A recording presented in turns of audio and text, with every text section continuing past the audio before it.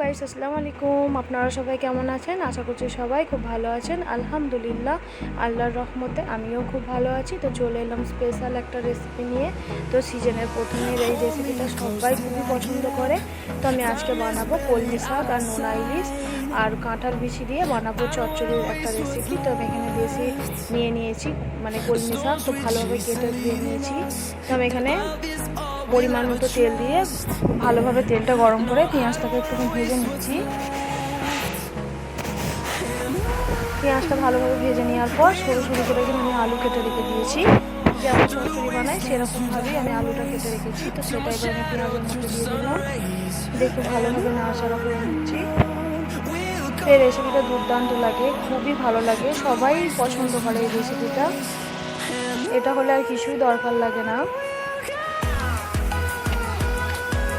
তো দেখুন, আমি আলুটা দিয়ে এবার পরিমাণ মতো লবণ দিয়ে দিলাম বা স্বাদ মতো। তারপরে কাঁঠাল দানাগুলো দিয়ে দিলাম। অনেকে কাঁঠাল দানা বলে, আবার অনেকে কাঁঠাল বিচি বলে। তো আপনারা যে নামে জানেন, তো আমরা কাঁঠাল দানাই বলি এটাকে। ভালোভাবে পাতলা পাতলা করে আমি কেটে নিয়েছি। তো ভালোভাবে লবণের সঙ্গে ভেজে নিচ্ছি একটু। এভাবে পাতলা করে কাটলে খুব তাড়াতাড়ি সেদ্ধ হয়ে যায়। তারপর দিয়ে দিচ্ছি লঙ্কা গুঁড়ো, তারপর দিয়ে দিচ্ছি হলুদ গুঁড়ো, লবণ আর আদা রসুনটা আগেই দিয়ে দিয়েছি আমি।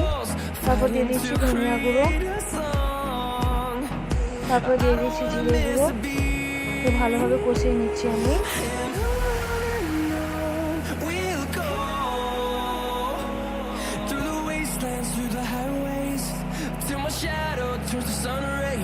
তো দেখুন, ভালোভাবে কষিয়ে নিচ্ছি।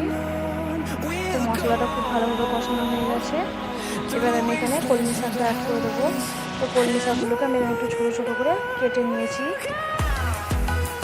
এগুলো হচ্ছে দেশি কলমি শাক, এগুলো খেতে খুবই ভালো লাগে।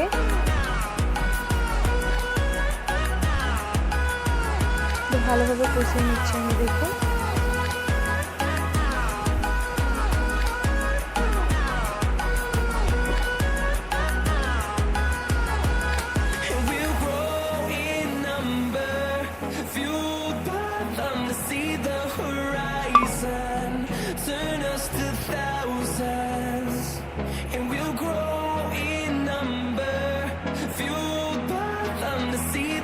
ভালোভাবে কষিয়ে নিচ্ছি, দেখুন।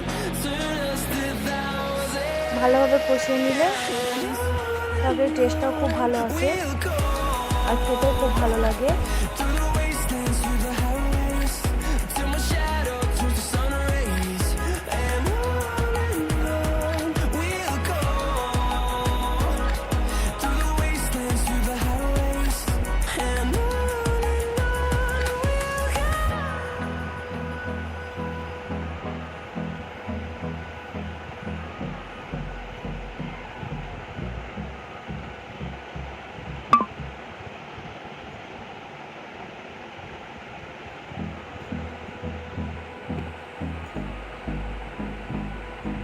এবার ভালোভাবে কষিয়ে নেওয়ার পর আমি এখানে পানি অ্যাড করে দিচ্ছি।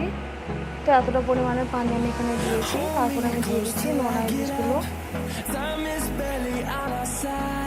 তো আমি খুব বেশি এখানে দিইনি, খুব বেশি হয়ে গেলে ভালো লাগে না।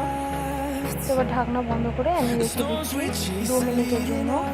তো তারপর মাঝে একবার আমি ফিরে এসেছিলাম, তো দেখছি যে ভালোভাবে সেদ্ধ হয়ে গেছে কিনা। তো দেখুন, ভালোভাবে সেদ্ধ হয়ে গেছে। তো আরও কিছুটা পরিমাণের পানি এখানে আছে, যেহেতু কাঁঠাল দানা আছে, তার জন্য আমি আরও কিছুক্ষণ এইভাবেই রেখে দিচ্ছি।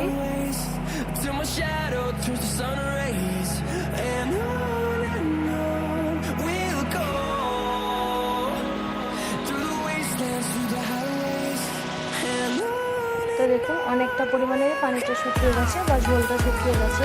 তো আরও কিছুক্ষণ আমি এইভাবেই শুকিয়ে নেব। এটা খুব বেশি ঝোল থাকলে ভালো লাগে না খেতে।